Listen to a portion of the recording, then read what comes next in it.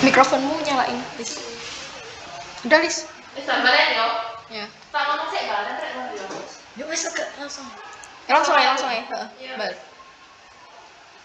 Assalamualaikum warahmatullahi wabarakatuh. Perkenalkan, nama saya Lisa Kurnia Anggeri Damayanti. Di sini saya sebagai moderator presentasi dari kelompok 5. Untuk kelompok 5, silakan untuk memperkenalkan diri.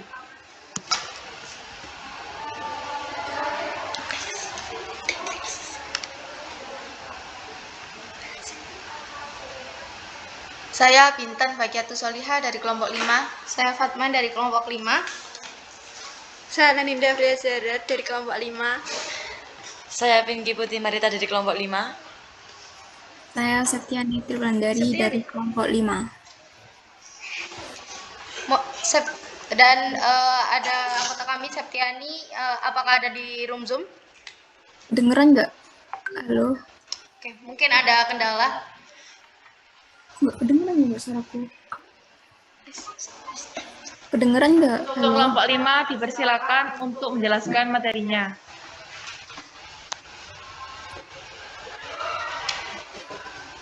Tapi lancar aja. Untuk yang pertama yaitu pengertian membran. Membran plasma adalah perbatasan yang memisahkan sel hidup dari lingkungan sekelilingnya. Membran plasma terbuat dari lipid khusus yang dikenal sebagai fosfolipid. Fosfolipid adalah molekul amfipatik yang artinya memiliki wilayah hidrofobik dan hidrofilik.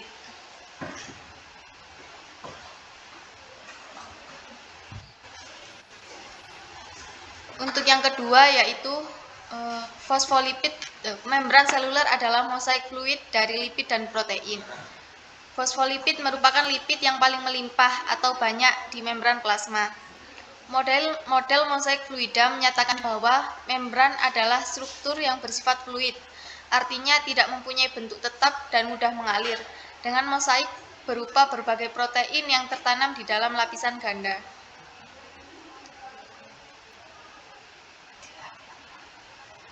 Yang ketiga yaitu model membran. Pada tahun 1915, membran dianalisis secara kimia dan ditemukan terbuat dari protein dan lipid. Dua ilmuwan Belanda, E. Gorter dan F. Grendel menalar bahwa membran sel berupa lapisan ganda fosfolipid. Pada tahun 1935, Hugh D. dan James D. menyatakan bahwa bentuk membran seperti roti sandwich. Tahun 1972, S. J. Singer dan G. Nicholson mengajukan hipotesis bahwa protein membran tersebar pada lapisan ganda. Yang keempat yaitu fluiditas membran. Yang pertama, fosfolid dalam membran plasma bergerak di dalam membran, tetapi jarang ada yang pindah ke seberang lapisan membran yang satu lagi.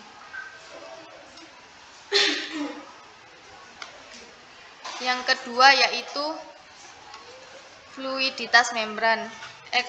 Ekor hidrokarbon pada fosfolipid memiliki lekukan yang mencegah molekul tersebut tersusun rapat. Yang ketiga yaitu kolesterol dan membran sel hewan. Pada suhu sedang dapat mengurangi kolesterol pada sel hewan. Pada suhu dingin mencegah pemadatan dengan cara mengganggu penyusunan teratur fosfolipid.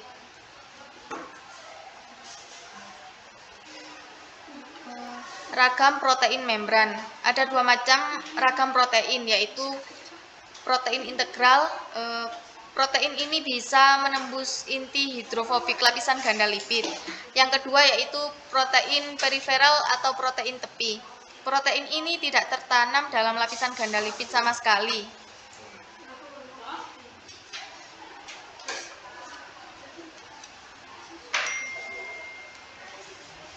Fungsi protein membran yaitu 1. Transport. Beberapa protein menghidrolisis ATP sebagai sumber energi untuk memompa zat secara aktif melintasi membran. Yang kedua yaitu aktivitas enzimatik.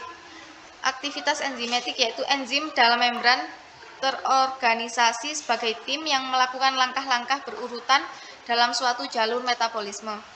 Yang ketiga yaitu transduksi sinyal. Transduksi sinyal yaitu sebagai pembawa pesan eksternal yang bisa menyebabkan perubahan bentuk pada protein. Yang keempat yaitu pengenalan sel dengan sel. Glikoprotein berperan sebagai label identifikasi yang dikenal secara spesifik oleh protein membran sel lain. Yang kelima yaitu penghubung antar sel. Dua sel yang bersebelahan pasti saling terkait atau mengait. Yang keenam yaitu peletakan ke sitoskeleton dan matriks, yaitu membantu mempertahankan bentuk sel dan menstabilkan protein membran tertentu. Sintesis dan orientasi sisi membran. Proses sintesis protein yaitu sintesis protein membran dan lipid dalam retikulum endoplasma ditambahkan karbohidrat ditambahkan ke protein sehingga menghasilkan glikoprotein. Yang kedua, di dalam badan Golgi, glikoprotein mengalami modifikasi karbohidrat dan lipid memperoleh karbohidrat menjadi glikolipid. Yang ketiga, protein transmembran, glikolipid membran dan protein sekresi ditransport dalam vesikel ke membran. Yang keempat, di membran plasma vesikel berdifusi dengan membran melepaskan protein sekresi dari sel.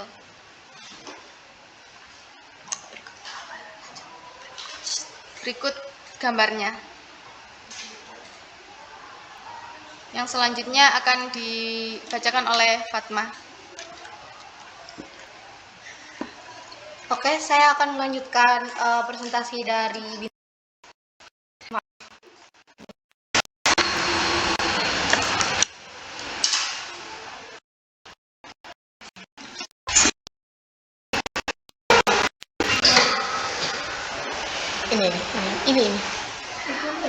Oke. Struktur membran menghasilkan permeabilitas selektif. Sel membutuhkan transport atau pertukaran zat dengan lingkungannya. Oleh karena itu, membutuhkan bantuan dari membran plasma. Membran plasma bersifat selektif permeabilitas yang mengatur lalu lintas zat atau bahan yang dibutuhkan oleh sel seperti gula, asam amino, dan lain-lain. Jadi membran plasma ini sangat selektif terhadap bahan apa saja yang akan masuk ke dalam sel, dan juga dia selain dia dapat membantu molekul-molekul itu masuk ke dalam sel, dia juga dapat membantu molekul-molekul hasil metabolisme dari sel itu untuk dikeluarkan ke tubuh. Next. Oke, lalu apa sih permeabilitas itu? Permeabilitas adalah permeabilitas pada membran bertugas menentukan materi apa saja yang bisa masuk ke dalam atau keluar sel. Membran dapat dikatakan impermeable jika tidak ada materi yang dapat melewatinya. Lalu membran dikatakan permeable jika semua materi dapat melewatinya. Dan yang ketiga, membran dapat dikatakan permeable selektif adalah ketika membran sel hanya dapat dilewati oleh ion atau suatu molekul polar tertentu.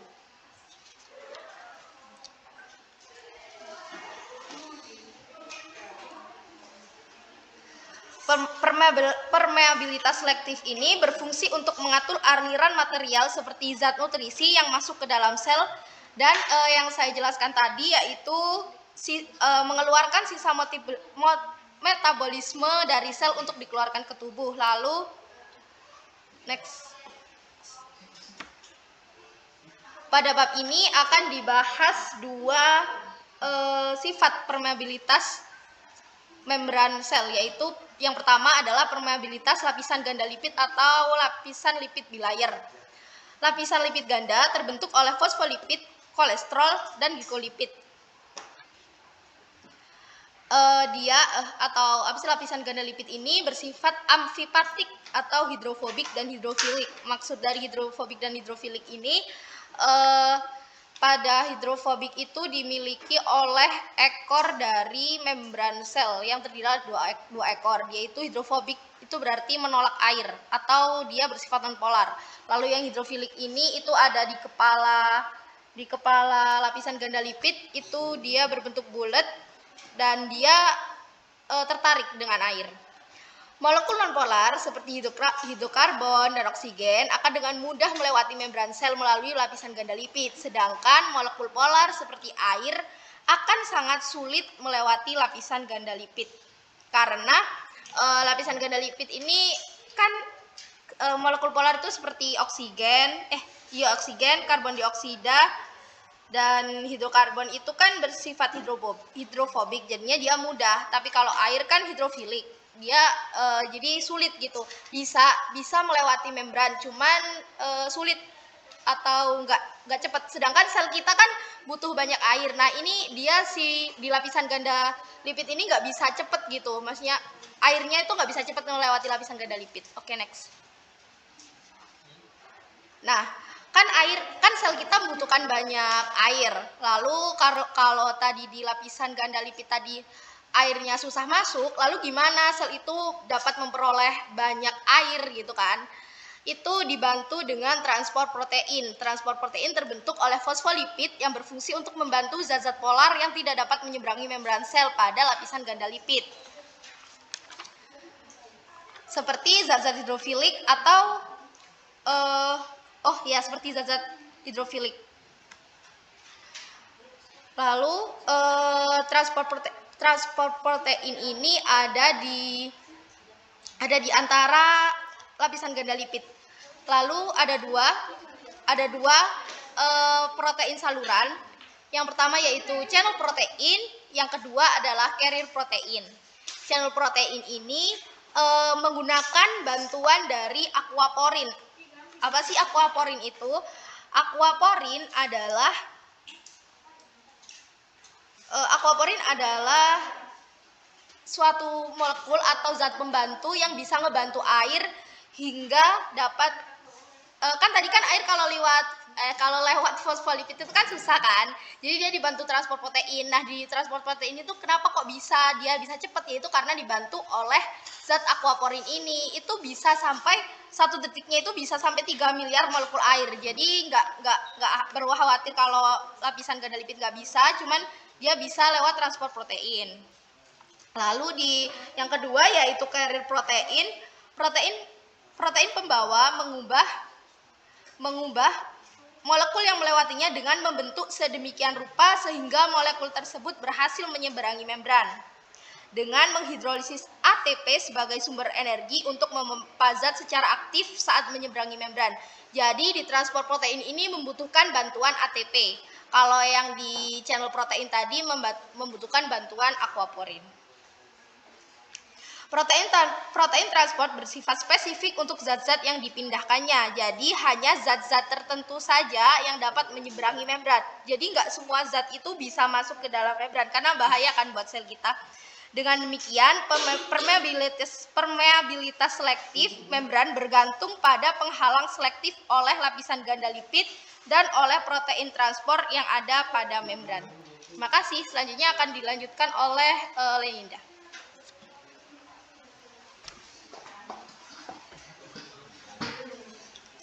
Selanjutnya ini adalah transport pasif. Transport pasif adalah difusi zat melintasi membran tanpa mengeluarkan energi.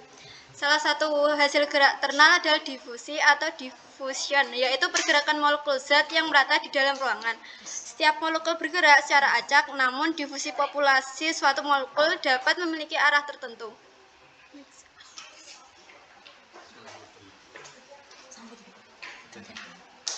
Aturan sederhana difusi, yaitu jika tidak ada gaya lain, suatu zat akan berdifusi dari tempat yang konsentrasinya lebih tinggi ke tempat yang konsentrasinya lebih rendah. Nah, di sini ada 2 jenis difusi zat terlarut, yaitu difusi satu zat terlarut dan difusi 2 zat terlarut.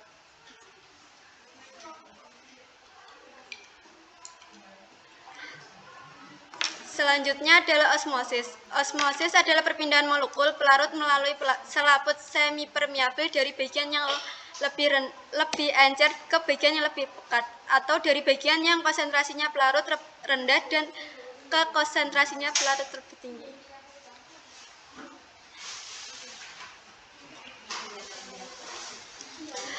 Efek osmosis terhadap keseimbangan air. Jika larutan dengan konsentrasi zat terlarut yang lebih tinggi akan memiliki konsentrasi air yang lebih rendah, dan air akan berdifusi ke dalam larutan tersebut. Akan tetapi, untuk larutan encer seperti sebagian besar cairan biologis, zat larut tidak terlalu memengaruhi konsentrasi air.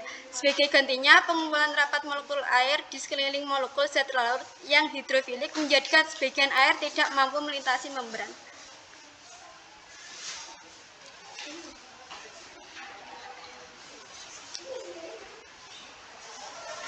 Keseimbangan air pada sel hidup.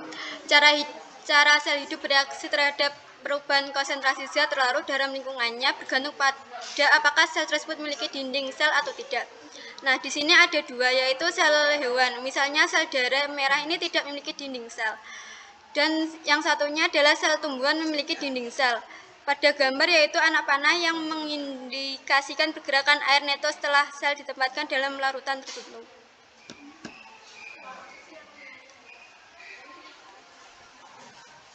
Di sini adalah perbedaan isotonik, hipertonik, hipotonik. Isotonik, iso berarti sama, tidak akan ada pergerakan neto air melintasi membran plasma. Hipertonik, hyper berarti lebih banyak. Dalam kasus ini mengacu pada zat larut bukan penembus. Kalau hipertonik itu tekanannya tinggi gitu aja. Hipotonik tekanannya rendah. Itu aja. Tadi kan bebas. Hipertonik yaitu tekanan. Hipertonik adalah konsentrasi suatu zat yang bertekanan tinggi. Sedangkan hipotonik yang konsentrasinya rendah.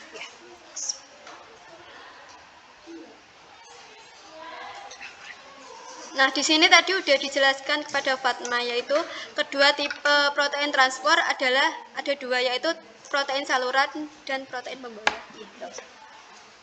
Selanjutnya adalah pinky.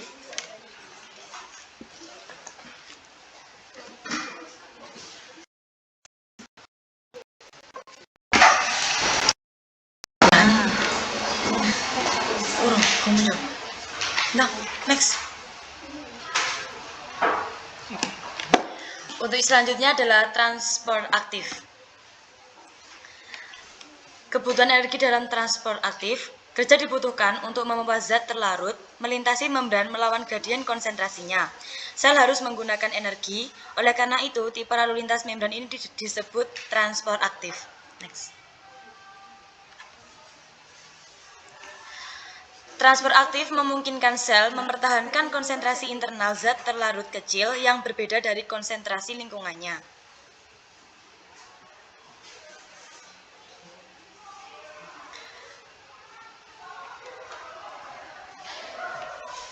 Untuk contohnya seperti pada kerja ATP menyediakan energi bagi sebagian besar transport aktif.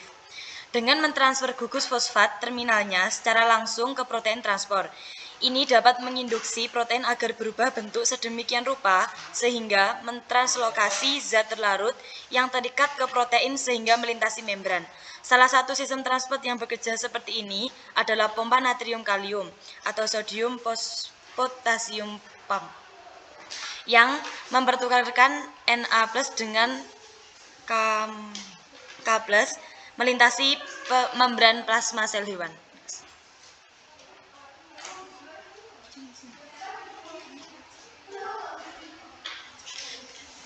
Ya, ini adalah peraga pompa natrium kalium atau contoh spesifik transport aktif. Yang pertama, Na+ pada sitoplasma berikatan dengan pompa natrium kalium. Afinitas terhadap Na+ tinggi saat protein membentuk seperti ini. Lanjut ke nomor yang kedua yaitu pengikatan Na+ merangsang fosforilasi atau penambahan gugus fosfat protein oleh ATP. Dan yang nomor 3, fosforilasi menyebabkan protein berubah bentuk sehingga afinitasnya terhadap Na+ menurun yang dilepaskan ke sebelah luar. Selanjutnya yang nomor 4, bentuk baru protein memiliki afinitas tinggi terhadap K+ yang berikatan ke sisi ekstraseluler dan memicu pelepasan gugus fosfat. Selanjutnya, hilangnya fosfat mengembalikan bentuk awal protein yang memiliki afinitas lebih rendah terhadap K+.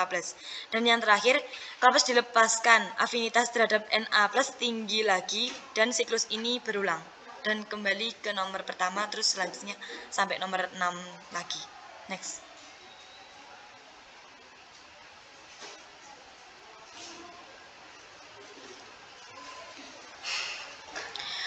Pompa ion mempertahankan potensial membran. Semua sel memiliki voltase di kedua sisi membran plasma. Voltasi adalah energi potensial listrik pemisahan muatan yang berlawanan. Sitoplasma bermuatan negatif relatif terhadap cairan ekstraseluler akibat distribusi anion dan kation yang tidak merata di kedua sisi membran yang berseberangan.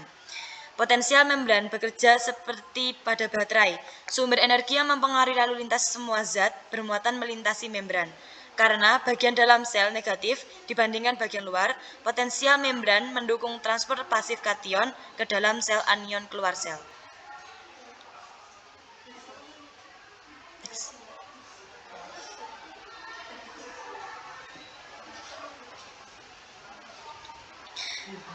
Dengan demikian, dua gaya menggerakkan difusi ion melintasi membran, gaya kimiawi dan gaya listrik. Kombinasi gaya-gaya yang bekerja pada satu ion ini disebut gradien elektrokimiawi atau electrochemical gradient. Dengan demikian, dalam kasus ion, kita harus mempertajam konsep kita mengenai transport pasif, yaitu ion berdifusi bukan hanya menuruni gradien konsentrasinya, tetapi lebih tepat menuruni gradien elektrokimiawinya. Next.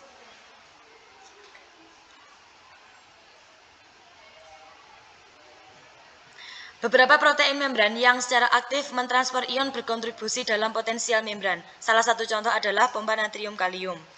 Protein transfer yang membangkitkan voltase di kedua sisi membran disebut pompa elektrogenik. Pompa elektrogenik tersebut merupakan pompa utama pada sel hewan. Pompa natrium kalium merupakan pompa elektrogenik utama pada sel hewan. Sedangkan pompa proton merupakan pompa elektrogenik utama pada tumbuhan, fungi, dan bakteri. Next.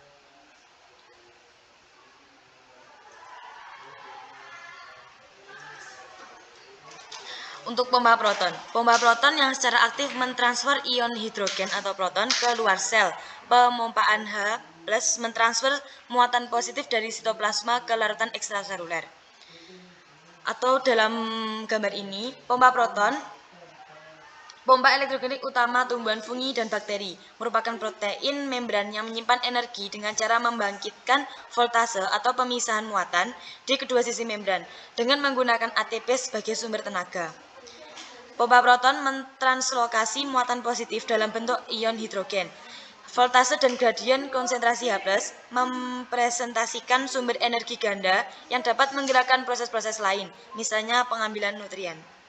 Next. Selanjutnya adalah kontransport atau transport serentak oleh protein membran.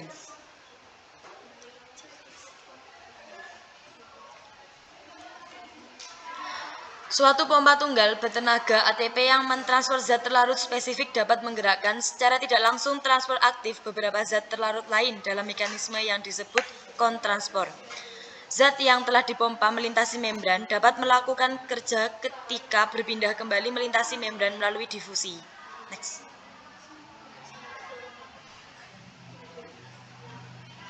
Nah, ini adalah pompa aktif atau kontransport.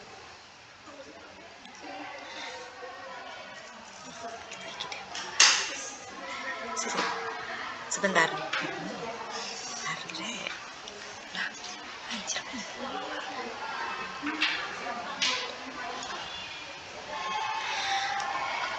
Next.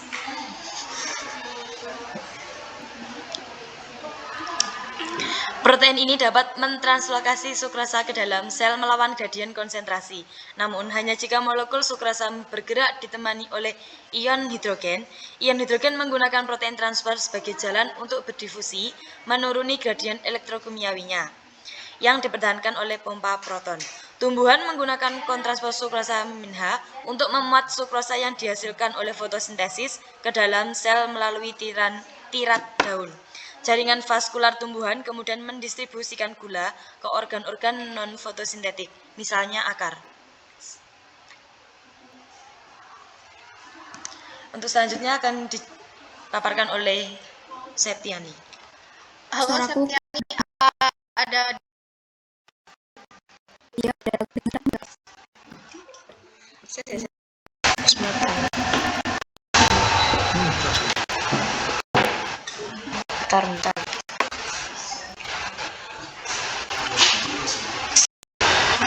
Halo Septiani. Oke, masuk suaranya. Silakan.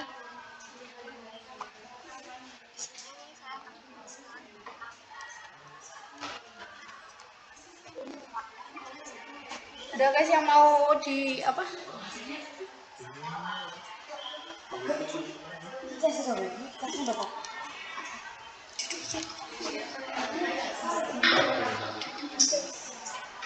On kan nggak apa-apa.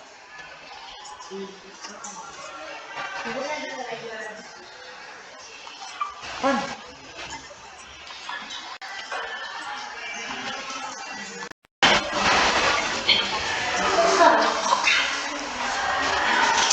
Ada colokan. Apa? Next. Ya urip no.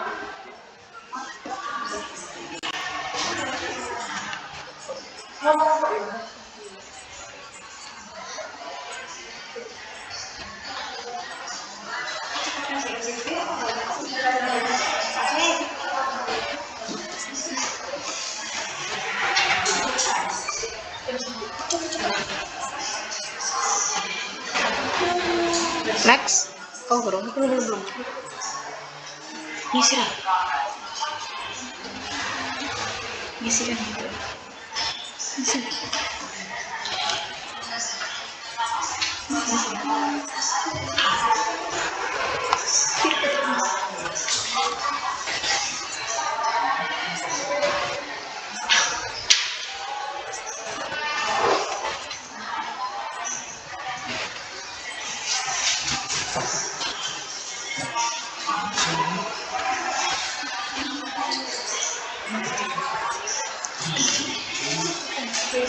Dari laptop kita baca.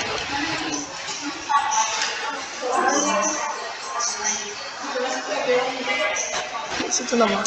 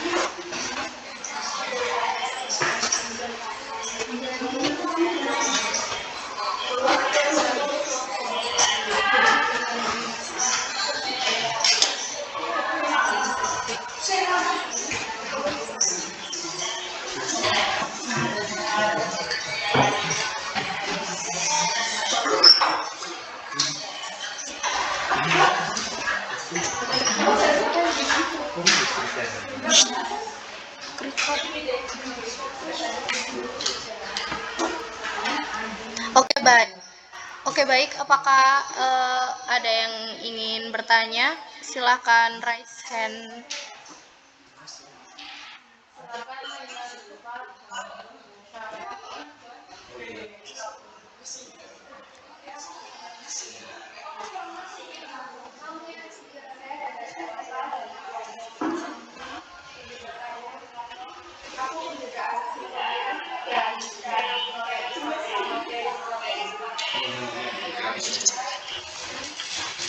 Untuk kelompok 5, pertanyaannya dengan setuju atau tidak?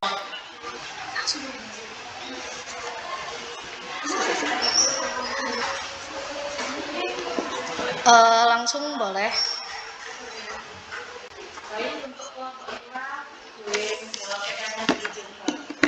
Pertanyaan tadi, apa perbedaan singkat dari channel protein dan carrier protein ya?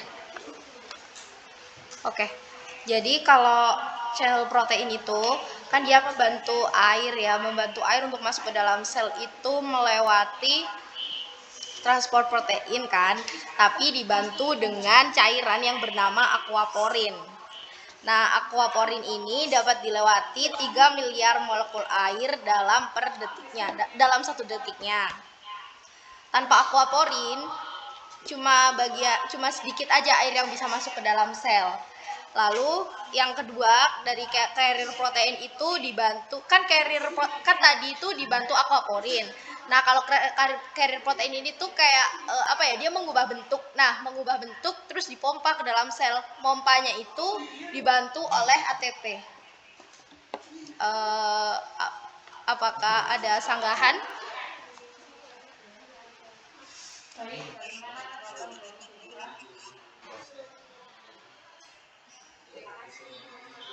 Oke, makasih udah bertanya.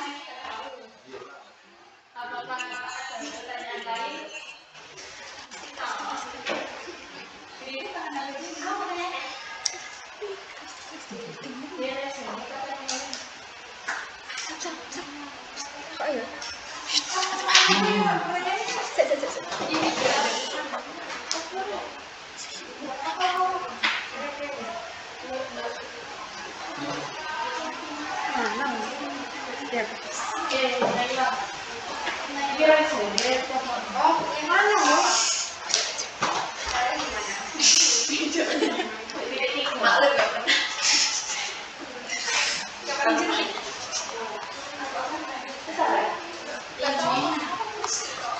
Tadi pertanyaan aku tapi jawabannya udah ada. Gimana? Apakah ada pertanyaan lain?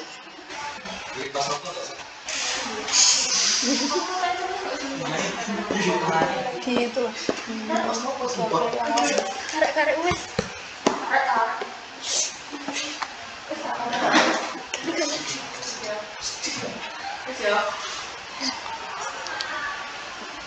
Baik, kalau tidak ada pertanyaan, maka presentasi akan ditutup. Sekian dari saya, dari kelompok 5. Terima kasih. Wassalamualaikum warahmatullahi wabarakatuh. Waalaikumsalam warahmatullahi wabarakatuh. Terima kasih semuanya.